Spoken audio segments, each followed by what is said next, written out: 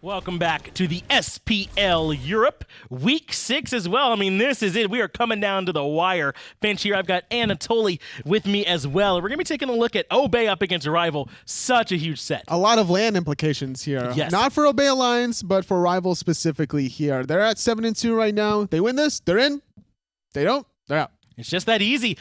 Despite Obey really not having a whole lot to gain from this week, their matches are kind of the most important ones, right? Dignitas plays them at the end, and Rival playing them now. Kind of feels like with both those teams, just win and be in. That's very true. Now, I also have to keep in mind that if Dignitas win or lose their set as well, determines whether or not Rival is going to go in whether they lose. So still, they control their own destiny. As long as they win, they're guaranteed, but might need a little bit of luck if they lose.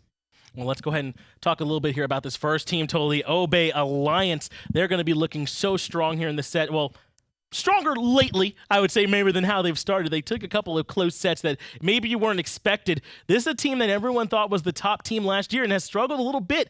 Let's see how well they can regroup going into Week 6. Obey Alliance, the team that coulda, shoulda, woulda. This team struggled in the beginning of the season, and because of that, they do not have a ticket to land. This is all about improvement. Things finally started looking good in week number 5, maybe towards the end of week number 4. When week number 6 comes, they just got to look at trying to find some wins, and then later, look towards the summer split. This team will compete, just not now.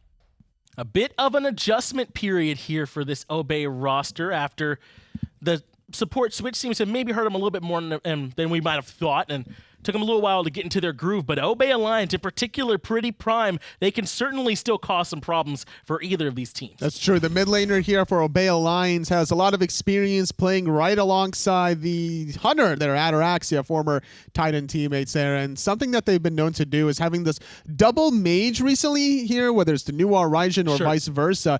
It's been an interesting style to bring to Season 5 where everyone is still kind of experimenting, not with like what's strong consistently in Season 4, but what's working for them currently. And what's been a big adjustment for a lot of the teams is trying to move from maybe where jungle solo was kind of the thing last split to where you really need your mid laners to come in, and you kind of thought that would fit Obey well. I mean, Prime's like the star for him, but not only do they have to adjust to that, but adjusting to getting iRaffer here on the squad as well now. So a lot that they've had to kind of work through in these first few weeks. An aggressive frontliner should actually favor out Obey Alliance in the long run, but it could take a little bit of time. Whereas you look at the flip side here, Rival, they've been together for a very long time since Season 3 of Cyclone GG days. So it's going to be a little bit more time before Obey gets in, and they have a hard time here against their opponents, as you mentioned, this Rival squad who've had a long, storied history together, runners up at Worlds, and still look like they have not missed a beat here in the spring split.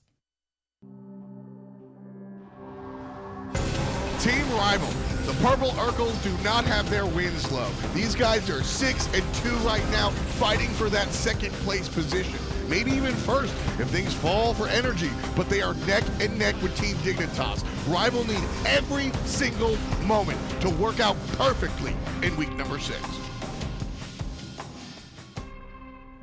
Team Rival continue to look like powerhouses. Not only are all 5 of them strong in their roles individually, but their teamwork feels almost unparalleled, totally. And you feel like it all starts with Wlfy for them right now, playing through that mid lane. They definitely prioritize a lot of his picks. iceicebaby plays super aggressive in the jungle here, and it doesn't matter what Wlfy is piloting, whether it's the Ra, Janus, Poseidon, or otherwise. The confidence from him is through the roof here in Season 5. Him and his team sitting at 7-2, one victory away from qualifying to land. And I'm glad you brought that up with the confidence. I mean, people talk about the Poseidon at Worlds and maybe a few mistakes that were made. It's a matter of inches for me, whatever you think about that. But the confidence to let Wlfy come back in and play the Poseidon in important matches for them again. They have the ultimate trust in each other. This team, I feel like, perhaps more than any other, their camaraderie, the way they work together, is untouched. You could just tell by the content that they produce here consistently. You can hear the communications. You can tell that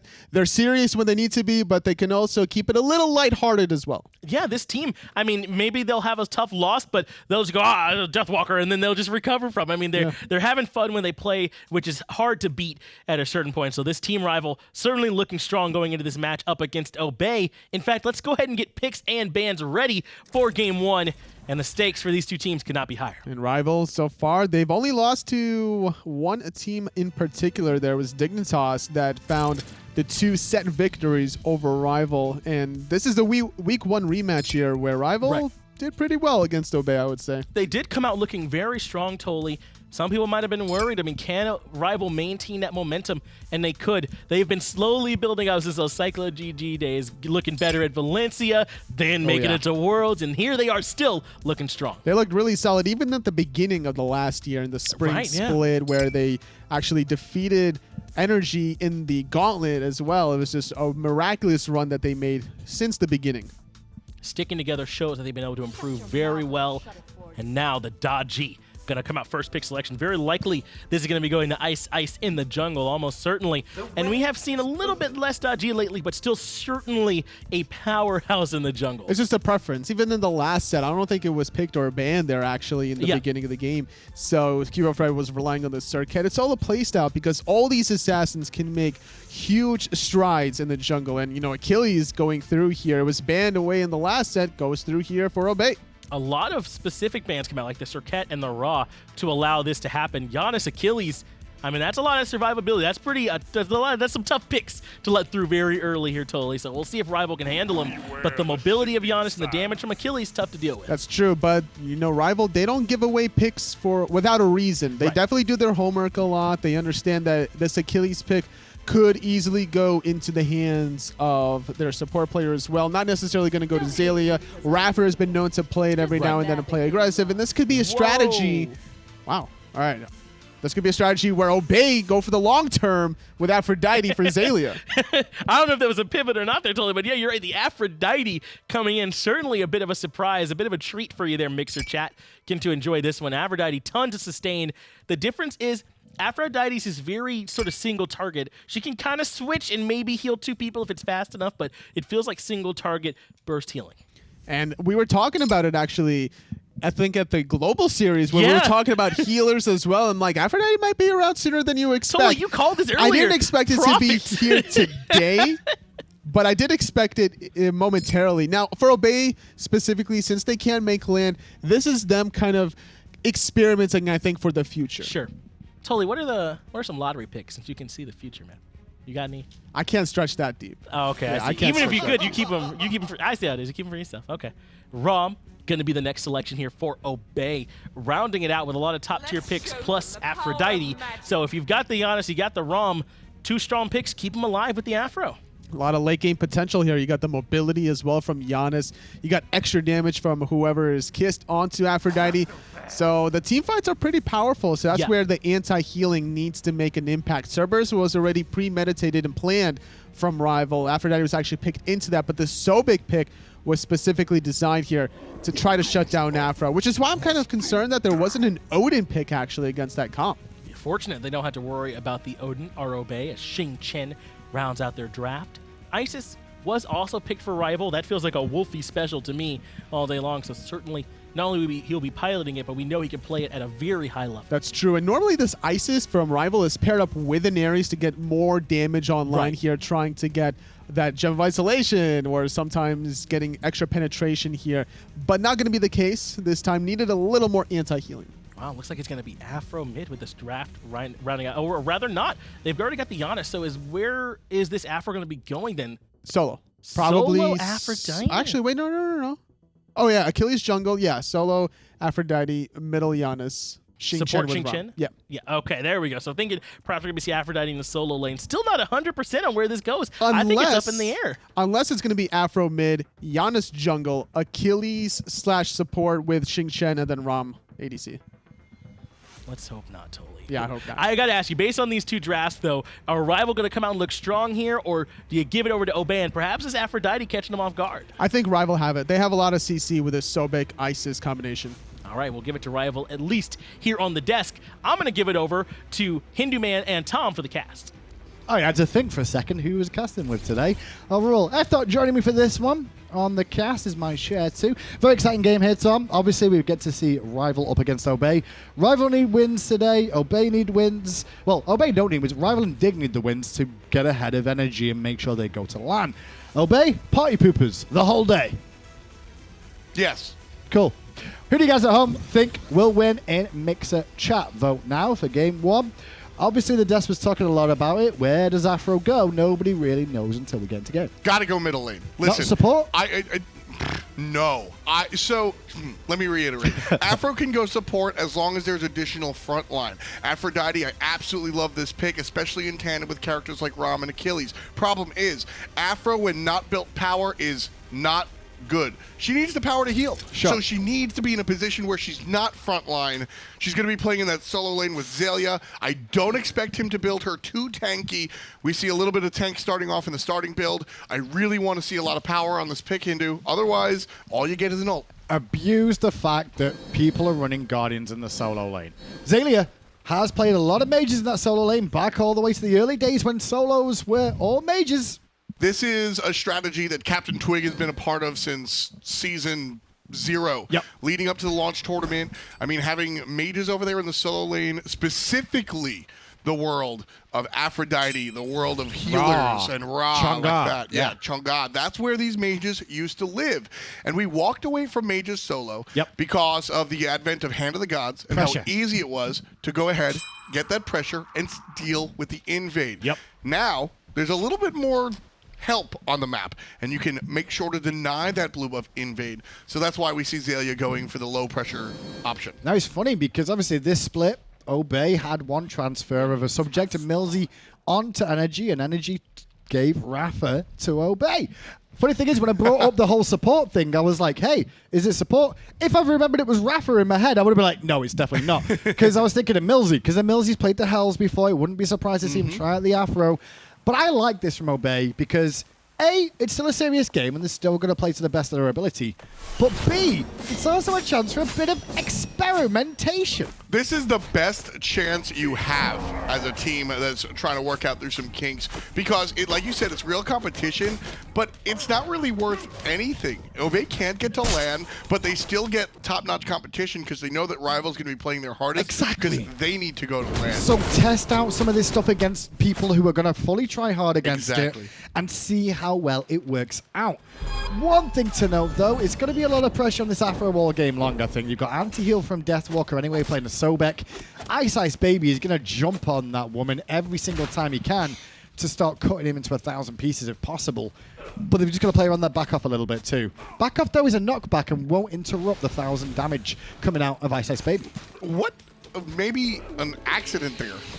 Deathwalker popped that sprint just to get over to his blue buff. Maybe he was concerned with the amount of time it had spent on the ground. Maybe. That's probably it. So he uses that sprint nice and early, and I bring attention to the fact that he has the sprint at all. Yeah. Across the lane, there's a teleport. Yeah, Xaliea going for the teleport here. Obviously, he's expecting to get bullied out a little bit. It's nice for, Xaliea, if he could have actually just got beads and got sprint, maybe beads Aegis. That's the dream scenario. You're giggling because Twig is on an adventure. The bad news is the adventure's coming to a close now, not for the reasons he wants it to. Yeah, nice stun coming out from Wlfy. Couple of shots out of the wing gust. CaptainTwig still alive. Trickster Spirit over the rock. Wlfy's going to have that Spirit Ball in about 3 seconds. But PrettyPrime's around and the portal's up, and he'll get out of the danger zone once again. I bring that up every time a Janus is selected with an aggressive jungler. The fact that the portal is going to get them out of trouble. If any other mid lane happens to be there, maybe a Hebo, right? We see a dead CaptainTwig. Yeah. But because the portal, he's able to get out of there. Helps him out of a tricky situation. Looks like we could see... Oh, actually, I'm going to be interested to see where this goes. It's probably going to be a Kronos Pendant for PrettyPrime in the mid lane, whereas Warlock Staff for Wlfy. Although Rod of Asclepius does come out of the same tree, which we've seen quite a bit before on ISIS's in previous games. Don't be surprised, Vote blinking forward. Be surprised about Vote not finding anything after the blink. He's really been favoring this blink on any hunter. It doesn't even matter. Even when he went Camazotz in the hunter role, he bought the blink, and watching him do this on the Anhur, I think, one, it works well with the Anhur, wants to fight early and often, but he blinked forward and then didn't do anything. It's funny as well to see the Cerberus in the support role. Not something we see as often because he's so dominant in the solo lane. Surprised as well because Xaliea would have a rough time against the Cerberus in my eyes just because of the fact that all that healing you're going to put out is going to actually go to the Cerberus, so he's just going to stay full health pretty much all game there. Instead, it's the Sobek, so the anti-heal factor. But going back to Callus again as we watch Twig in the mid lane, looking for some aggression, going to get cancelled out there. Still going, though. Oh, and one more shot will do it. Wlfy actually uses the Aegis there. That's big. Ouch. That's a nice little play, actually, I should say. But going back to it again, seeing Callus on the Cerberus, I like for the simple fact is that guy has the most dangerous Fafnir hammers known to man. Sure. And if he can land those, then he can land that very hard to hit ability on Cerberus with that stun, which is one of his only real forms of CC. What's the name of that ability, Hinderman? Three-headed spit dog. Stun.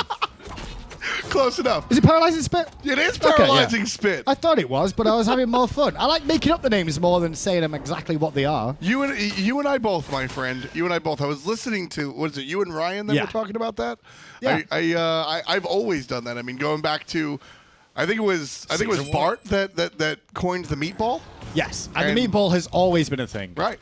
And you know, I mean, I have a lot of. I believe that's Donisms. magma bomb for those at home, is it not? Magma bomb. But yes. nobody was ever going to say that because it looks like a meatball. And that's what it is. Well, iceicebaby, he needs some help here. He's going to use the Powwow to try and get the chains off. He's trying to buy time, but oh no, Twig's coming back in. Nice Spirit Ball, though, coming out there from Wlfy, showing his Ice's prowess once more. That's one of the lovely things that Daji has. It's really similar to Ram, where you can use that aggressively, and you can also use that Powwow as a oh no, I need help, pause the game. Pause the game. I'm on the big stick. Pause the game. And then Wlfy comes over and goes, okay, here I am. I got you with the stun, the slow, and everything else. You're totally fine. Wlfy jumps down, or excuse me, the jungler jumps down off of it because Wlfy provides the help. Yeah, because it's definitely one of those things when the Powwow comes out, it's kind of a coin toss in those situations of, will this fall heads where he dies? Yeah. Will it fall tails where he turns the fight around? Or will it fall on the side where nothing really happens? Well, something's happened in the mid-lane space and time! Oh. Just off the mark from Prime. That could have been gorgeous. Wlfy's still under pressure, but a quick circle of protection changes that around quickly, mainly because of the pressure from Ice onto PrettyPriMe with the follow-up. Not that it matters, but I think that's more Raffer's oops than PrettyPrime's. Raffer is tossing the player in the direction of that shot. Raffer could have been a little bit more precise, but either way, the kill gets out of there. Got to be more so precise when you're throwing the toss. That's the most important thing in the world. I love the space and time, though. That space and time from Prime, that was well executed from Raffer and Prime, just going for that play. I mean, it was just, that was calculation and trust in each other, which is one thing that I want to see more of Obey now. They had a Melzy before, they've had the transitional period with Raffer, the whole split now, in fact, and it's starting to show that it's starting to work. And listen, man, I have not backed off from my position whatsoever. Originally, I said Obey was going to be the better team. Sure. Now, Energy was the better team at the get-go, but it's kind of like Mario Kart, an acceleration versus top speed. I'm looking at Bowser right here. He didn't get off to a nice start in the spring split, but this team is going to get used to playing with Raffer, and they're going to be better for it later on. Well, Obey could be a blue shell in that sense to a lot of these teams today. They have the potential to knock Rival out, knock Dignitas out, and put Energy through. That's the big thing. Here's my question. Raffer is too, I won't say good of a person because that's debatable, but Raffer is too efficient of a person to throw the game intentionally with the ultimate. Every last spear, first blood for Team Rival out of nowhere. Can we watch that replay one more time from Raffer's point of view? Because there's nothing worse than watching a Desert Fury and going, sorry, bro, there's literally nothing I can do about that. Like, I don't know what you want me to do here apart from just watch you eat all this ultimate. That's the power of Anhur, where he, from nowhere, just, it's, oh, I got the stun? Guess what, bud? Peace. You're gone. Yep. Wow, that was really good. Thank you, the piece. Yeah. I've learned from you. We're going to get to see that replay again in a second. That's nice enough. Hopefully we do get to see it from the support's point of view, because he literally had nothing he could do. Ooh. Next to no damage taken from that Deathwalker Now, roll. this is that combo, though, Tom, that I'm a little bit concerned about. This is where I can see the strength of this. But here's the play. Again, watch Raffer. There's not a whole lot you can do on Xing. And look, it's just, Ataraxia's at full HP. That 2 impale is basics, dope. an impale, and an ultimate. Even level hunters, and Vote just demolished. Mid lane, Wlfy under pressure again, but the circle of protection turns on around, puts pressure on iRaffer, but the leap is good to get him away. Prime, though, different story. Manages to juke out the Spirit Ball, going the wrong way. Prime's too good at this game. Prime's too good at this game. Uses the portal, that saves his teammate's life, and then correctly reads the other stuff coming out. Oh, no. Pressure for iceicebaby. No Spirit Ball this time. Oh, circle of protection to Wlfy to help him. Oh, Twiggy went for a highlight reel play. Didn't find it in the end, though. Has to use his blink, so it's not all over. But I did like the idea. That was a hot prediction. I'm trying to think right now, CaptainTwig. I think at the end of the day, he just mistimed it. Yeah. But that's a really hot mind game because Daji is going to come down from that Paolo and then choose. immediately jump to somebody else. But she also gets to choose what direction. She Right. doesn't just go that way, so he chose that way to go. And that's sort of what I'm getting at is that Yeah. 2 things. Daji gets to choose where he goes, and as soon as you land, you're going to jump to a teammate. With Twig going for the ult and missing it, all of a sudden, iceicebaby feels really safe. So he just jumps, and then Twig's like, surprise, and blinks over and just one-shots. Didn't work That's an accidental mind game from CaptainTwig there. And you mentioned it because he's going to run towards mid to jump to a teammate, so Yep. go in that direction. 1-to-1, all square in love and war in this game so far. Best of 3 as always, but it's been action for the first 10 minutes. It's not been nothing. But I am worried about the Afro-Achilles combo, Tom. I brought it up for a second. We got sidetracked with all the action. Afro-Achilles sounds like disgusting in the later stages because Achilles just won't die then. I'm more concerned about Afro-Rom. Oh. That's a good point. Yeah, letting Rom walk through a team fight and just fire astral arrows through the front line to the back line. And then when he does get crowd controlled by Kalis, you pop the ultimate, which by the way, Afro has been changed recently. You can pop the ultimate while knocked up. Disgusting. So Kalis is going to control you, and while knocked up, you can save the Rom as well. Heal him. Continue to fight, and the biggest deal that I think people always forget about Aphrodite is that when you get the stun, whoever you're linked to does 10% more damage. Really seeing a couple of different support builds coming through as time has gone on here. Rapper going for an early Helm here, something that we don't see too often at all, and let alone in the support role. And now we're going to see one of them come out through here. Which one do we expect from this from the Jade Emperor's Helm? There's a couple of options though, but most of them not really finishing 10. Right. What I expect out of Xing is the bridge item. We have the Jade Emperor's Crown, which is going to be basically magical void shield, where it's going to strip away some of the protections from the opposition. I expect this to be the hybrid bridge item, where it gives him magical power in addition to being a defensive item. And there it is. Celestial Legion Helm. Stacks of protection, up to 5 stacks. Stacks are removed upon taking physical damage, but they do refresh. So that's a big thing there. MP5 is also good in it. One thing that you definitely want as a support character. And yeah, protections, pretty useful. Wlfy needs those protections now. And he's not going to get them. PrettyPriMe going to provide the ultimate and then go ahead and watch as Prime pays for it. iceicebaby with the comeback. I love what Iceice did there. He got angry straight away and went, hey, you killed my mid lane, I'm going to kill yours. But now Iceice may have bitten off more than he can chew. Xaliea with a rotation at the perfect time. They left one angle open there to jump down from the Paolo, but they didn't know Afro was coming. And that's a nice look at level 12 for Aphrodite. Back off doing a lot of damage here. Still building into the tank stuff, Hindu Man. I'm concerned about the effectiveness of this character. Really? She scales well. She's a character that usually needs power in order to do what she wants. Cool down. Hold that thought for a second. Vote is trading with Ataraxia again. He got the better in a 2v1 scenario earlier on.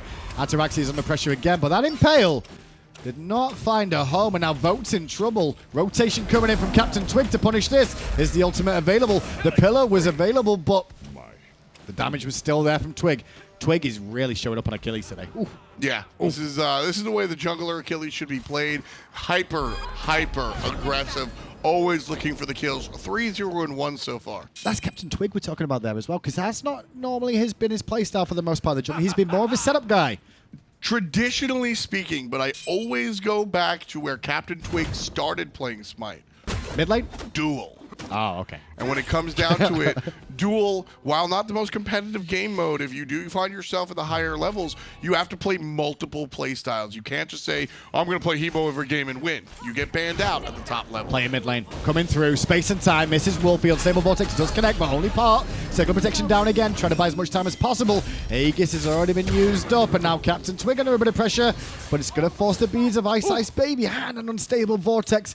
Damn, Obey look good today. I'm loving CaptainTwig's Achilles. Do you know why?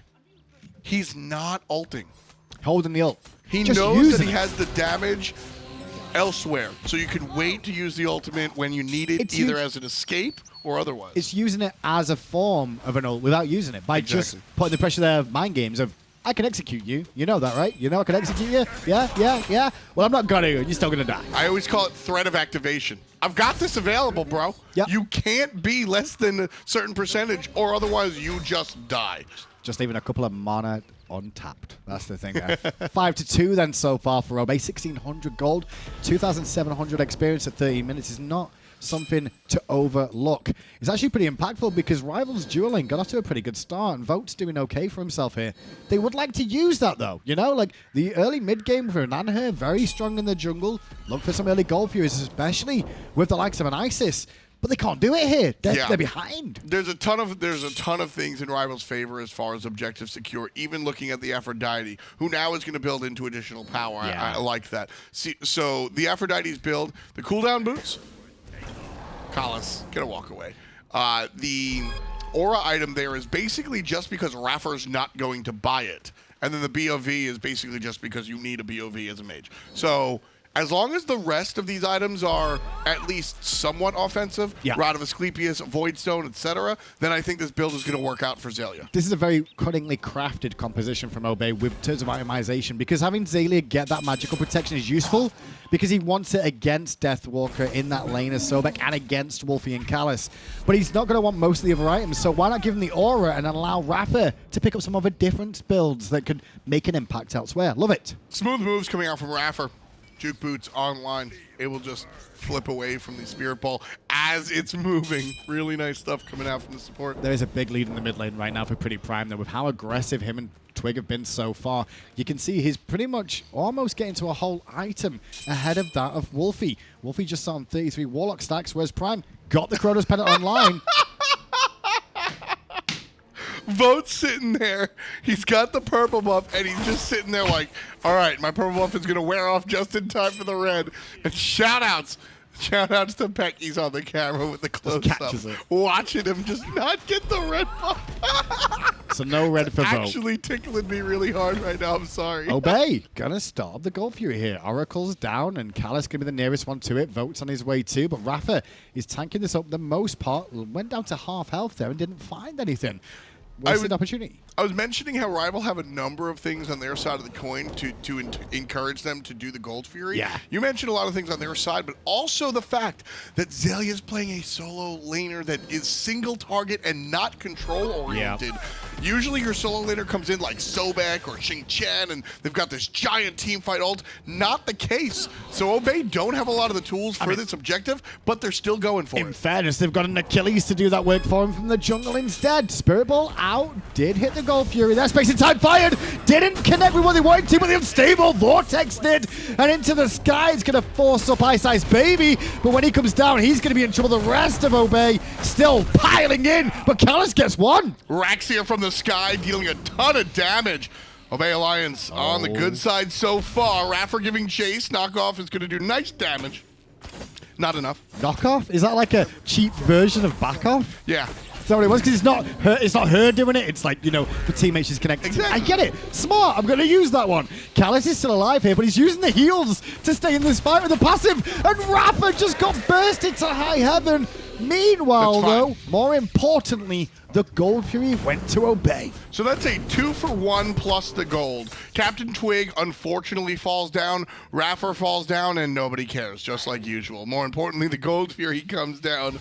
Apologies, but I'm sure I feel sorry for supports, man. I'm sitting there and see, the thing is, it sounds, and like I intentionally made it sound a little bit more rough, but Craig's sitting there just going, worth. every support knows if they have to trade their life for an objective, specifically gold, yes, please. I mean, Rafa would have liked to say, like, because he will go and farm somewhere then afterwards and get a bit more XP and maybe hit that level 12. But if you look at the Obey roster right now, the experience difference, he's the only one behind. I'm not upset about that if I'm an Obey fan right now. They don't need the wins here today. Keep mentioning that. It's Rival. Rival need to win at the moment to get themselves to the LAN. Still 3 teams in contention for the whole day until all 3 sets have been played. We'll have a winner. Mid lane, a little bit of an issue as iRaffer trying to dance with the mid laners. Well, CaptainTwig is dealing with Deathwalker down here. And iRaffer, I always say he's the type of guy that plays better when he's getting booed. Is a really interesting scenario for him because iRaffer and specifically not just iRaffer but Ataraxia, CaptainTwig, PrettyPriMe. I know these guys pretty well, and these guys don't care about at this point, it's not about spoils. It's about improving as a team. These games are just as important as earlier. I will say a record is about to go down in history as well, momentarily. I mean, technically he's already down in history now, but CaptainTwig is not going to make the LAN. And CaptainTwig is the one player in Europe that has made every possible LAN he could go to since Smite began. Smite, starting at the Smite launch tournament. Yep, all the way through. Came here on the old SK roster next to RealsX and Badger, and then all the way forward here. And that's why you always think, you know what, there's always going to be Twig at LAN, which means his team's always going to make it. Not to be this time round, and iceicebaby and Rival are struggling here right now. Ult for ult trade in the jungle. Definitely came out in favor of CaptainTwig as the rest of his team stripped away the Pyromancer. And that one comes out in favor of Twig, undoubtedly, simply because Twig, as we noted, isn't always using that ultimate offensively looking for it. It's just kind of another tool in his toolbox. iceicebaby, on the other hand, the Powwow is really important to what Rival want to do. Speaking about Twig, though, look at this build coming through. Yeah, he's in the jungle, so I get some of the itemization here, but going for a Transcendence as well, this is damage Achilles. Oh, of course. That's painful. Yeah, and the Transcendence, this is exactly where I want to see the Transcendence against this composition. Transcendence, 3rd item, 4th item is exactly where you want to be, and here's why. Not only do you have a couple of kills already underneath your feet, and the power is really going to hit its stride in the mid game, but this is the part of the game where you're getting bonus gold, whether it's from objectives like the Gold Fury or the towers along the way. It's not just I'm getting my jungle. You're in the portion of the game where you are looking for those bigger moves, so you can look for those bigger items. And I guess with the fact that A, he's a warrior, so first of all, he's going to be a little bit tankier than a natural assassin in the jungle, so he doesn't have to go for some defensive options. But B, he's got a pocket healer in his back pocket. Yeah, that's a really big deal there as well. At the end of the day, I don't really think, even warrior, assassin, mage, I don't really care. It's just about what your job is to do, and his job is to do damage. And frankly, the Achilles, this guy scales ridiculously high. Pleased by the Transcendence. Absolutely. The more power, the more devastating CaptainTwig will be. And Ryan made a really big point yesterday, which was the fact that his basic attacks don't have a chain. So he's hitting really, really hard just with those in-hands. Yeah, so 50% of your power from that, and then, of course, 90%. 90%, my guy. What about the ult? Does that do any power? 100%, my guy. But it already executes, so why do you need that? 10% on the Radiant Glory. Why not my guy? Why not my guy to the 2? Because it's just a stamina. Oh, bless. Oh, and by the way, don't think we ignored it. 50% on the 3. That seems low. 100% technically with both hits. There you go. There you go. Pressure mid lane now from Obey. Round the corner come Deathwalker and Canister. 2 tanks looking to get to the back line. Tail whip use and also Stitch and Torment. In goes Rafa. He wouldn't like to, but he does get away. Space and time spins through and hurts Wlfy bad. Oh man, the positioning from PrettyPriMe out of control. He throws his unstable vortex and then puts himself literally behind a wall. There's no way anybody can touch him. Now there's no way he can touch anybody else, but he has no abilities that are available to him. So it doesn't matter. The one that he does have is long-range ultimate. Cuts Wlfy down to a hair of HP, forces him off the tower, opens up not just the tier 1, but also the tier 2 and the Gold Fury, all because PrettyPriMe hid behind a wall. Great team fight from Obey, but it was opened up from the Janus nonsense. Rival might go for a cheeky fire giant here, but I don't think they're going to get a chance to. The call's already been come through from Rival in the mid lane of Wlfy saying, hey, Obey are heading over here because I thought we were going to see a cheeky Fire Giant attempt in response. Pull onto Deathwalker, but the pluck hits Xaliea. Xaliea in trouble as the follow-up is huge. Xalea's going to fall down. Ultimate will save the day for a moment, but not long enough. One kill for Rival. Smooth play by Vote, really smooth play by Vote. The Anhur selection versus the Aphrodite, really clean because of that ultimate. It's going to last longer than the ult immunity. Yeah. So Vote's able to say, all right, he ulted, I'm going to activate my ult, and then swap over to Xaliea to find the confirm. Prime space and time fired through, looking for it, but now he's under pressure too. Fire Giant to Rival, and now Twig's in a bit of pressure. Went for the execute on Callus, but didn't find it. Has to hide as best he can in the Fire Giant pit, and does so. Doesn't find the kill. Wlfy, though, left alone on the front line. That's not a good sign, but Ataraxia is low. But that fling from Raffer will allow some easy autos from Ataraxia. 1 for 1. Fire Giant, though, round Rival's waist. Raffer never changed. Ult for ult, Rama in the sky, looking for iCeicebaby. He's sitting there like, He's got Prime. hey, I've got an ult. He's got Prime. He might be able to kill Prime, but everyone was waiting, and then Nate was trying to steal that ball. You see that? I'm dead. I really like that old play, though, because I'm pretty sure Prime was dead. The rest of the team just collapsed going, we may be able to save him. And it was just about May. It was like 7 health. For real. Wlfy was in the same scenario in the team fight earlier. And Prime on this Janus, man. Just, it's dirty. I don't like this frenzy on Raffer this game. I've just seen it as his second relic. Okay. Let me go through. Okay. I love frenzy. I think it's a really good item in the right situation. When you look at that comp, the only one you're really looking at swinging is the Rama. Sorry, the Janus, not the Rama. Janus. Rama's an in-hand focused character anyway, so you've got to line those auto attacks up. It will boost them, obviously. Only Janus is really making use of this. If I had an Agni, if I had, I don't know, just I feel like it needs something more. Use of this? I feel like it's more. Rama's gonna make use of this, but it's not as big as it would be on a bigger damage. See, here's the deal, and for the exact same reason that you just stated, I disagree with you. I feel like if Callus got it here, I like it because Wlfy, iceicebaby, and Deathwalker are going to make use of it. Not so much on Obey. See, here's the thing. I think Rama and PrettyPriMe use it fantastically each, right? But you're right. There's only 2 players there, not 3. So that should be an issue, right? Sure. Here's the deal. There's only 2 pure damage-dealing carries on this team. The frenzy amplifies it so that they can match the 3 damage dealers across the way. Well, Raffer in mid lane there was trying to pressure, but yeah, I do agree. I'm just going to go back to the action. But yeah, I can see the points from both. I guess as well, Dubs, gets more empowered, so more heals as well tonight. That's also a big deal, but I really think it's the fact that Ataraxia and Prime have to both be 1.5 players. Well, I mean, Achilles as well with that much power. Ooh, that could hurt a little bit. And the unstable vortex. Yeah, what are we talking about? Just hit on ice. I was waiting for you to bring that up. You're the chair too. I agree isn't the issue.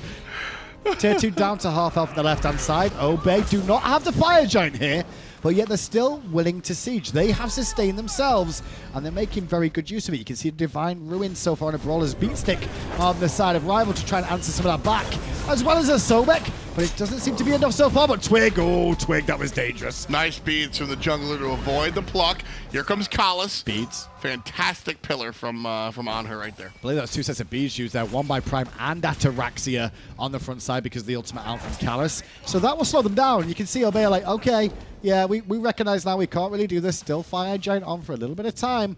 The rundown could continue here from Rival. Love this play from Obey Alliance, however. They're about 7,000 gold in the lead, and the Fire Giant makes you better at killing towers and better at recovering from being fought on. Obey goes forward, and they realize, all right, defensively, this doesn't really offer much, and the more that Obey, what you're looking for is what they call in hockey a penalty kill.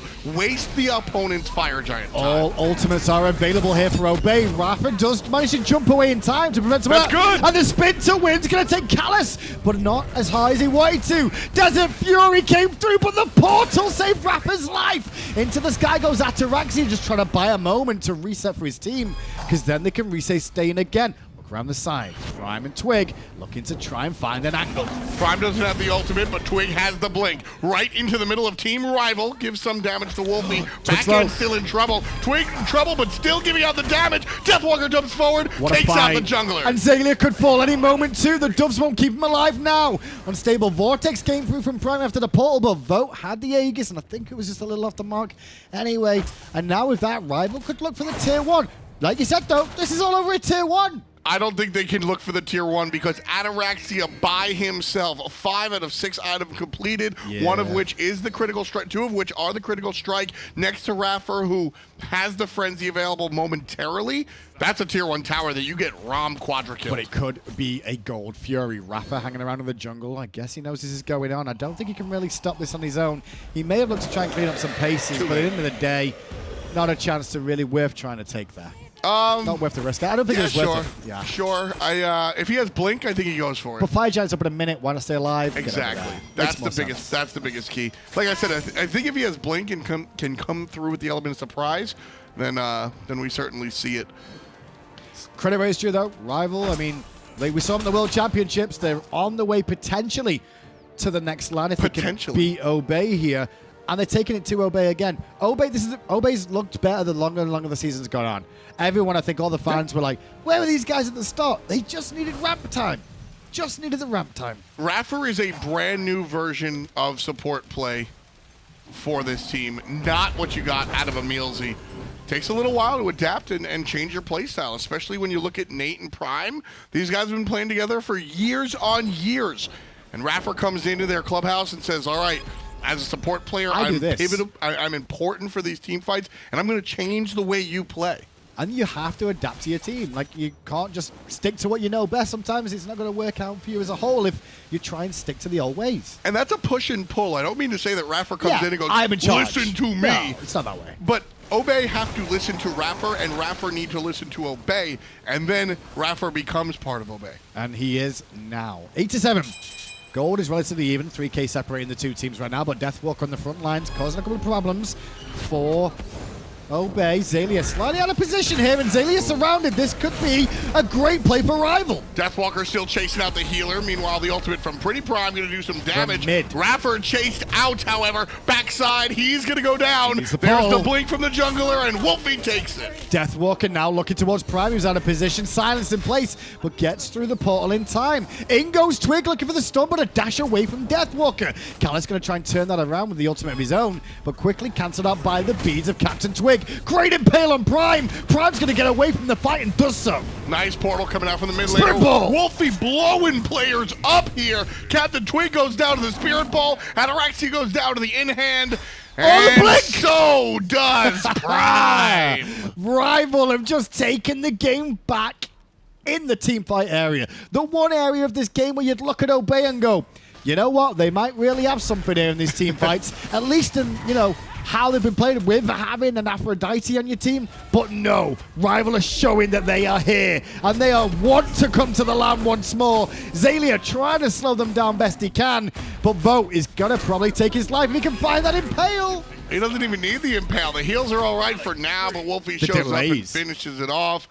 Sure, it delayed the Fire Giant. I still think they have enough damage before iRaffer gets here. And they probably will do now, but what a turnabout in terms of team fights there. Rival really playing well. That is a team fight that was extended for a long time, Tom, and every time you go over it, you can probably find 4 or 5 different things to talk about what people did to make that happen for Rival. Yeah, everything was really spread out for a while. Xaliea just out of position, and that really started the fight for Team Rival, able to take advantage of the lone Aphrodite, who, by the way, was the LMS. She was the last man standing, able to get out of the team fight. And I think, unfortunately, that says more about the pick than anything else. Well, I mean, there was one thing that we saw at Wlfy there. We got a Spirit Ball on CaptainTwig that deleted him from the map. And that's what happens if you go for Warriors or Assassins in full damage and no survivability. Sure. Damage is great, but again, like a Mage or a Hunter can destroy you, and that full damage build out from CaptainTwig there, you eat a Spirit Ball, it's going to hurt. That said, it's not necessarily incorrect. Glass Cannon is just the lifestyle. It's a different style of choice. And that's the twos and fro's of the pros and cons, so to speak, of the full tanky version of Achilles that will never die, but it'll take him a while to beat you down. And that two-shot Achilles that can also be two-shot himself. And watching the successful Achilles is, that's an awkward plural, in the Smite Pro League, every single one that has had success outside of the support role has been full aggression. Whether it's Variety in the solo, whether it's Benji in the solo lane, CaptainTwig in the jungle here, it's been full damage. His character is heavily aggressive. Now, shouts to iRaffer, who made him work on support. Raffer also made Cirquet's support work as well, so I think there's a common thread. And this draft scenario from Obey is heavily nicely crafted, I want to say, because earlier in the season, we were talking about, the fans were talking about how well Achilles was played by Raffer. So when the Achilles gets locked in, the rival are probably like, it's probably going to Raffer. Okay, yeah, we could have expected that. We probably semi-planned for that. Probably didn't plan for an Afro and a Xing 10 to combine with his Achilles, though, so much. Yeah, at the same time, the Afro just isn't doing it for me. Can we go to player damage real quick? I want to see how Afro's hanging up in that realm. Why do you have to check out healing too? I do want to put that bet out. It's 9.6k, so lower than the Sobek. But to be fair, that's equal with the Dodgy and the Sobek. And Dodgy, a little bit low this game. iCeice's had a troublesome time so far, but now he's right around the back. His rival looking to siege up this tier 2. Spirit Ball didn't find Raffer as he leapt away, but iCeice did meet Twig in the jungle and even trade there. Obey Alliance with a nice defensive composition. All 5 players have their ultimates, and you can't walk into this tower because then you get spun on by Raffer and tossed to the back line. So you gotta be really careful about how you're going to engage on this Obey Alliance composition. Now he's level 20. I know I've not spoken about it yet. Sorry about that because I didn't recognize the cursed Ankh for Deathwalker this game with the upgraded version. And that is a big problem. The reason being 20% more damage from all sources after being healed. When you look at the comp that Obey have drafted here, it counts a lot. I mean, Xaliea is basically going to increase the amount of damage one character is going to take as well as herself every single time she heals. While that's under effect, it's the length of time that it's there. Twig's highlighting that because obviously Twig has sustain in his build too, and that also is going to be an increased damage amplification of the damage they'll take back. It's tougher to get Twigs out because you can't. You have to. It's only up coming. Exactly. Yeah. It's up for 10 seconds, so it's very easy to go ahead and wait for the birds to come out and then pop the Ankh, and it's really easy to take advantage of the Afro there. Which itemization, the Soul Reaver comes out. That's really just for the pure power it has on it, 130. To be fair though, with a cursed Ankh, 10 seconds means that it's 2 rotations of most heals, most abilities at this stage of the game. Oh, so absolutely. 10 seconds is a lifetime in a team fight. If you pop it right at the beginning of a fight, the engagement goes and the fights go as long as they are doing, it will make an impact twice if you're lucky. Rival, though, with that Fire Giant, managed to get a couple of towers on the left-hand side, realistically, so far, and one in the mid lane, but they've not got as much as they want to. They've been trying to edge themselves back into this game and take the lead, which is what they've done. About 12,500 healing for the Aphrodite. In juxtaposition. Well, he's nullified iCeice then. Sure. You know, that's one way of looking at it. That is certainly one way to look at it. Spirit Ball hits Xaliea. Xaliea forced to ultimate there as Rapper to the back line. We'll get the beads out of Wlfy, who eats the through space and time, but got a shell, I believe, there. No, what did he? How did he heal? Oh, it was the Book of the Dead. Yes, one of the items that Wlfy's the biggest proponent of this out of everybody I've seen in the Pro League. Yeah, Book of the Dead was really popular early on, and recently players have walked away from it. Obey Alliance doing the opposite, though, walking towards Team Rival, forcing the jump out of Kalish. Turnaround stun from the mid lane mage. Twig. Now here comes the ultimate out of the Cerberus, but it was cut short. Nice job. Actually, miscommunication. Yeah. I think Vote blocks his own teammate's ult there. Twig manages to just limp away, and that was a nicely timed little engagement from Rival, knowing that Xaliea had just used his ultimate as well. Didn't pay off. Nobody in base just yet. Achilles a bit further back on the field. CaptainTwig healing in the jungle now. Luckily enough for himself, so he'll be back to full. The rest of Obey hanging around and dancing at the fire giants, the Pyromancer spawns. Knock up onto Raffer. He'll jump away. And Xaliea has hung on to Raffer the most here. And perhaps that's the wrong move. I think that there's a number of different options here, so I won't outright say that it's incorrect, but basically the idea is hook up to Raffer so he can make a clean initiation. Look at Ataraxia hit, but Deathwalker ate more than he bargained for. Still alive, but Raffer's wanting that kill. Raffer overextended though and ate a huge impale. Space and time from Prime deleted though. Deathwalker on the back of it. It's 1-for-1 as now the damage is coming through. Xaliea takes out iceicebaby after the Paolo. Twig on the backside fighting Vote, who's also fighting Ataraxia, and Ataraxia hit a monstrous crit there onto the Anhur. Obey Alliance are coming up big in this fight. The birds! One hit. He's dead. Twig on the back. Twig.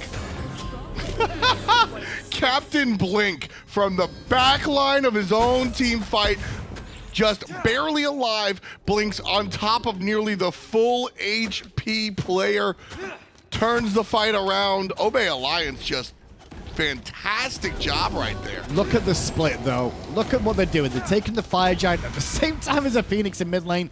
Now they're going to have one left. Only Callus here to stop this.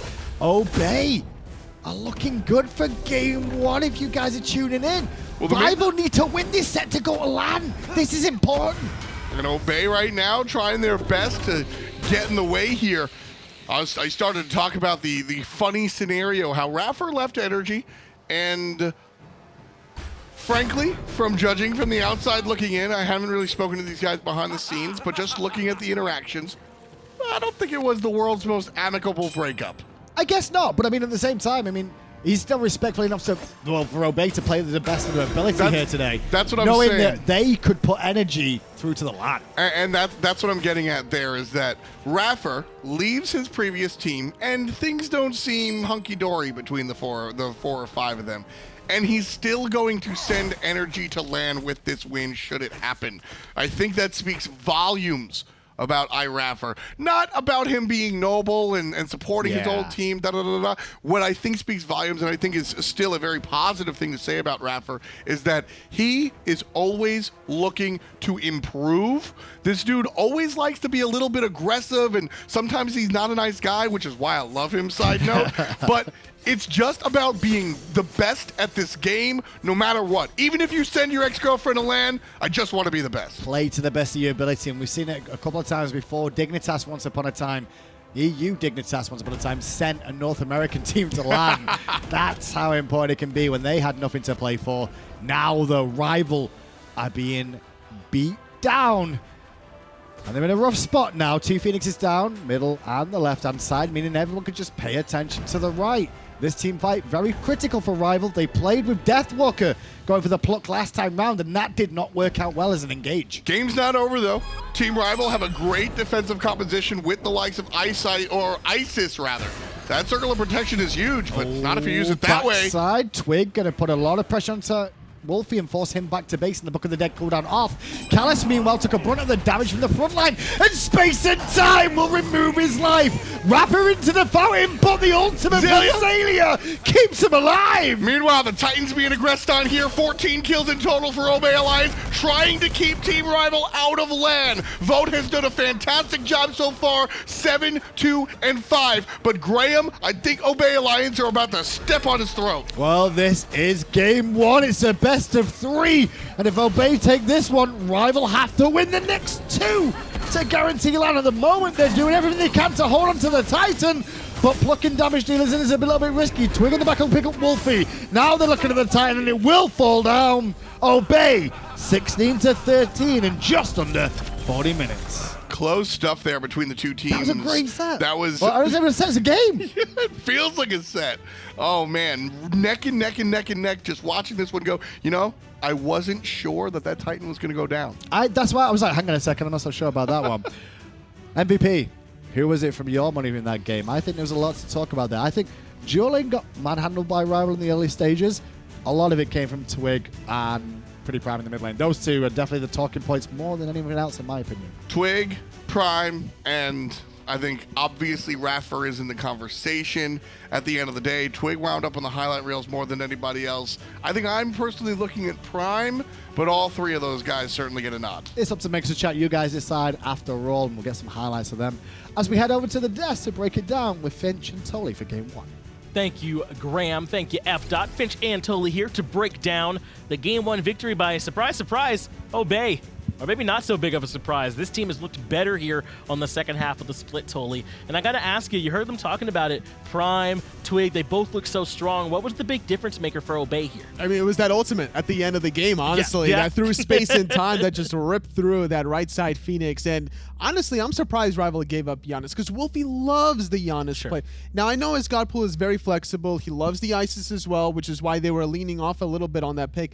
But that mobility you get from the god, if you're gonna give it to the enemy team, then it's difficult to really lock down so many members. Wlfy, despite playing his comfortable Isis, was harassed for a majority of that game. And it's surprising too because Rival, especially towards that mid to the late game part, they looked like they had wrestled control back, even though Twig got off to such a strong start. I mean, Vote was excellent in those team fights on the Anhur. So was Wlfy, finding those big chunking spirit balls as well. But in the end, it was not enough. You said it. I mean, Janus, when he's able to find those ults, he's able to close the game out. But it is going to be CaptainTwig, the MVP. And I'm hearing it was a pretty close vote there, chat, but Twig edged it out. 35 to 36% apparently, probably right next to PrettyPrime's Janus. Sure. And yeah, Achilles kind of does that damage, right? Just straight up kills you with the execute. Feeling very ambitious on a lot of his plays there, you know, catching out iceicebaby on the Daji on several occasions. And this is what he was doing a lot of, though, was bullying this duo lane. And this is where we saw Ataraxia get aggressive way back by the tower line. We're like, whoa, Ataraxia is taking the man fight. No, he knew that he had the rotation coming in from Twig as well. And even if he lost that 1v1, yeah, it was going to be Twig cleaning that one up, really punishing Vote for being aggressive a majority of the time. And that's why a lot of hunters in Season 5 won't play by that tower line, fearful of those rotations.